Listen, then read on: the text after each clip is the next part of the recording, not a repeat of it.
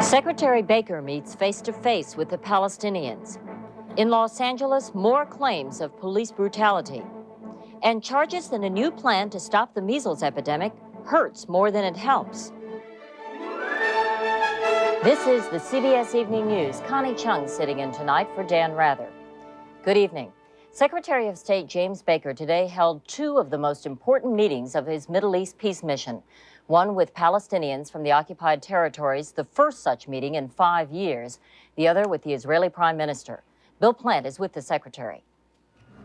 As Baker flew over the West Bank and Golan Heights, a demonstration by the Israelis that their nation is small and vulnerable, intelligence sources said Israel's next-door neighbor and enemy, Syria, had just received about 24 Scud-C missiles from North Korea. The Scud-C is more powerful and more accurate than the Scuds which Iraq used against Israel and Saudi Arabia. But as the Secretary greeted school children and new immigrants at a village in the Galilee, he was talking hope rather than fear. Everywhere people are trying to pick up their lives and find hope for the future. The nation's fire, and with Iraq at war with itself, U.S. soldiers are staying put. The Pentagon said today U.S. soldiers are not coming home as soon as planned because there is still a possibility of renewed warfare. The growing unrest inside Iraq, including a U.S. threat of retaliation if chemical weapons are used, is keeping the troops on alert. They will remain in some number or other, and I don't know precisely what number, nor would we probably say, until there is a ceasefire. Now, I can't predict when there'll be a ceasefire.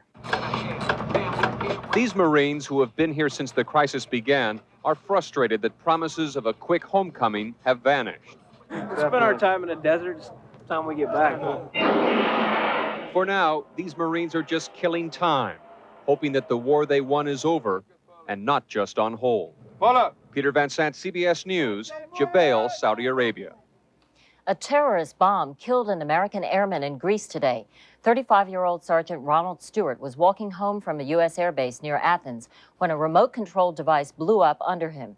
No claim of responsibility, but police say it appears to be the work of a left-wing guerrilla group that has killed more than a dozen Americans and Greeks. A White House spokesman said today President Bush plans to visit the Middle East soon. No date has been set, but one obvious stop is Kuwait.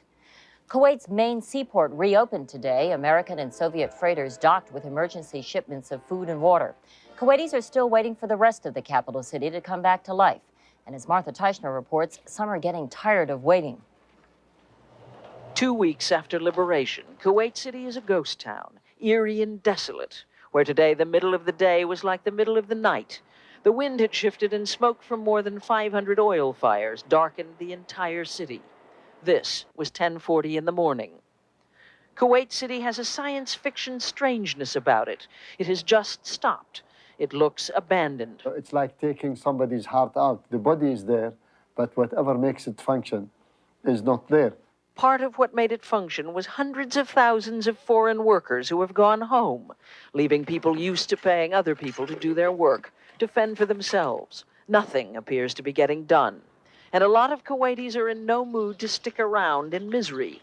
Already 10,000 have applied to leave temporarily to join 200,000 others who left when the Iraqis moved in. It's a total mess, and so far, the government hasn't been able to really get its act together. Suddenly, Kuwaitis find themselves in line for handouts. I say if they give milk, I stay here a month to take milk to my children. There is money, but nothing to buy. For most Kuwaitis, there is no food, no water, no garbage collection, no electricity. There are rumors that the power will be back on in anywhere from 2 days to 2 months. Until it is, the country will remain at a standstill. We have to face the music. We have to say, sorry, gentlemen, sorry, ladies, sorry, everybody. We're trying our best. We cannot improve on our best, but this is the situation. Once again, some of the only lights in Kuwait City are car headlights. Tonight, there was supposed to be a demonstration.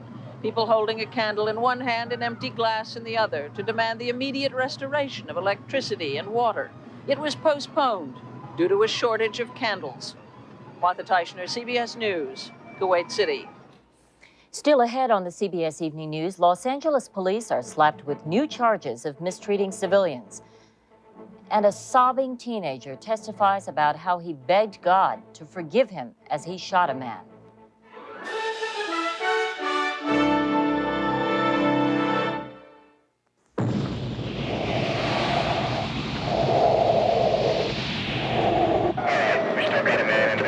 To protect the lives of firefighters, DuPont developed a remarkable fire-resistant fiber for their clothing called Nomex. But perhaps even more remarkable is how it protects those who never even wear it. At DuPont, we make the things that make a difference. Brutality. An Hispanic teenager claimed he was beaten and hogtied. A 38-year-old mother also stopped for a traffic citation. I've been asked to get out. I got out the car. I was slammed up against my car. Culver City Police. This is an everyday occurrence. Gates must go now! Gates must go now! And again today, pressure continued for Los Angeles Police Chief Daryl Gates to resign. On Valdez oil spill in Alaska. Sources say the deal would include Exxon's agreement to plead guilty to at least one criminal charge. However, the sources also say Exxon is having second thoughts about the settlement. Federal criminal charges were filed today against companies in Arizona and California for selling illegal muscle-building drugs. The drugs were artificial steroids, and they had caused seizures and comas in scores of users. Just how bad is the plague of cocaine-damaged babies outside the nation's big cities? Georgia decided today to go inside its hospital nurseries to find out. Erin Hayes reports. The state of Georgia plans to begin testing every newborn baby for the presence of cocaine. It is part of a study to find out just how many infants are being born addicted. Up until now, most of the surveys that have been done in large urban hospitals. We're really looking to find out where else cocaine is being used. Georgia hopes to begin this fall, taking blood samples from infants, testing those samples in state labs for cocaine, guaranteed to both mother and infant anonymity. Researchers are interested in numbers, not names. The new study is for information only, and there will be no follow-up health care. It will not do anything directly for that baby or mother. It will, though, identify how old the baby's mother is, her ethnic origin, her zip code. That will tell researchers more about what type of woman uses cocaine or its derivative, crack, during pregnancy. I think what the study will demonstrate is that the use is far more widespread than we currently think.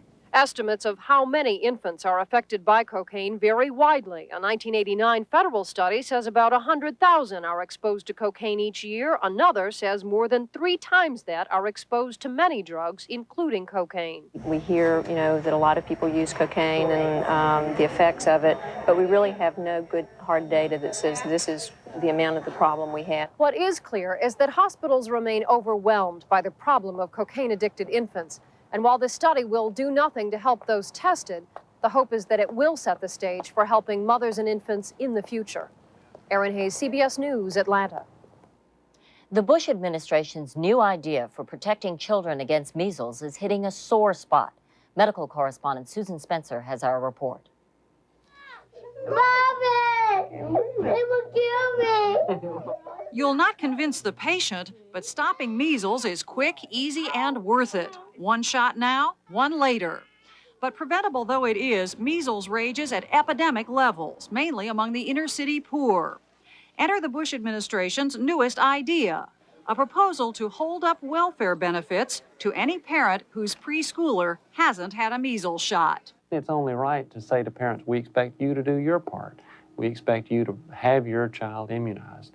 Measles had seemed on the way out, but from 1983 until last year, cases soared from 1,500 to over 26,000. The increase blamed partly on Reagan-era cuts in funding for vaccine programs. The Bush administration concedes getting a measles shot needs to be made easier for the poor, but thinks the threat of a missed check would really force parents to act. What is underway is a question of what is the most effective way of assuring that. Still to come, can you imagine a ban on smoking practically everywhere? In one state, it's a real possibility.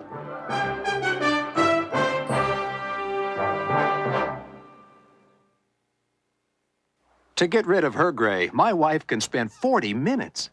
But I discovered the 5-minute hair coloring. The revolutionary discovery called Just... Very successful. How can you ever thank me?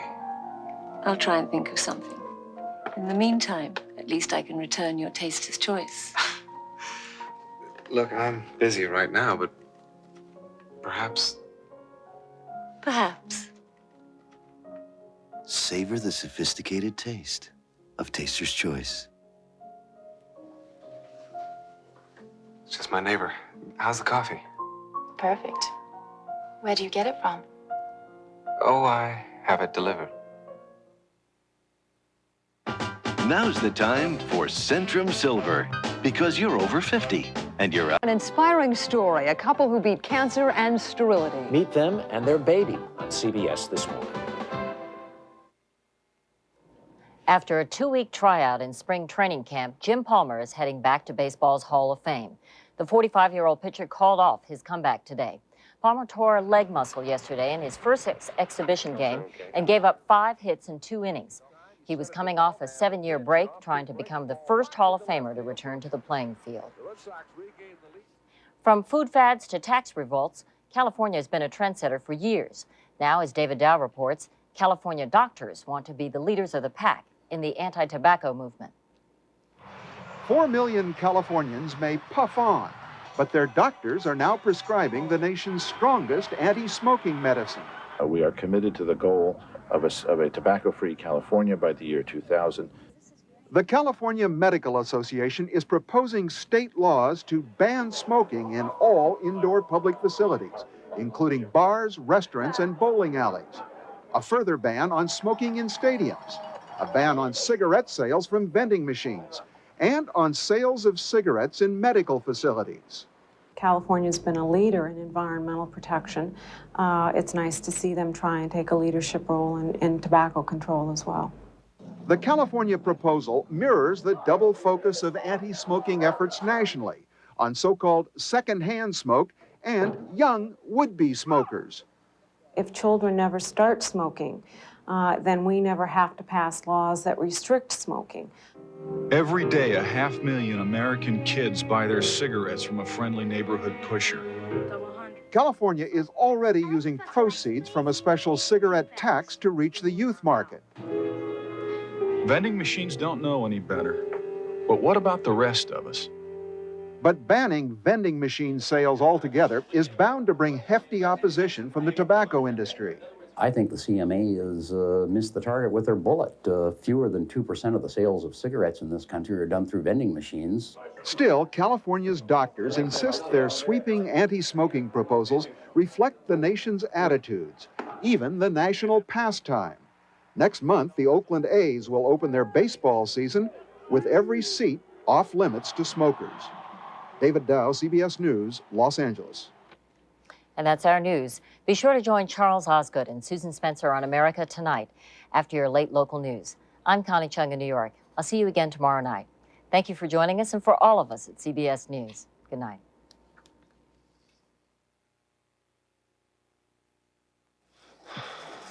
I thought my husband Dan was perfectly healthy, but the doctor said his cholesterol level was 218.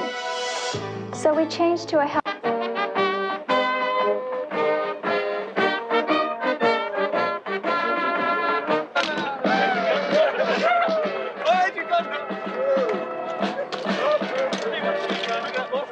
The people of CBS News. Dan Rather. Connie Chung. Mike Wallace. Bob Schieffer. Ed Bradley. Leslie Stahl. Morley Safer. And Charles Kuralt. Experience. CBS News. This is CBS.